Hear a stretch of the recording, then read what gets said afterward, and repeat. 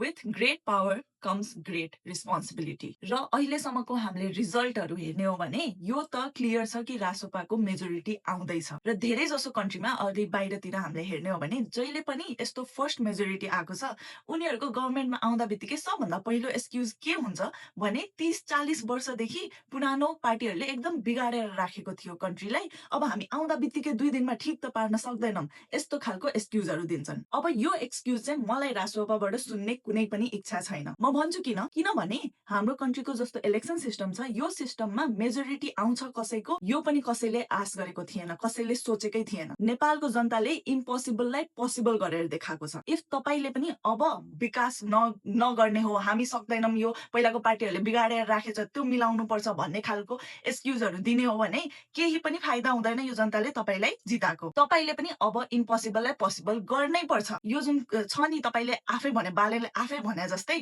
रुखमा बाँधेर हुन्छ कि झुन्ड्याएर हुन्छ के भन्नुभएको छ यो चाहिँ हुनै पर्यो। यो एक्सक्युज चाहिँ सुन्नै भएन कि बिगाडेर राखे अब हामी सक्दैनौँ। 5 वर्ष छ, 5 वर्षमा तपाईले यति काम गर्नुपर्छ हैन, सुत्न उठ्न छोड्दियो हुन्छ। म त भन्छु एकदम धेरै यति धेरै काम गर्न छ, इम्पोसिबललाई पोसिबल बनाउनु छ।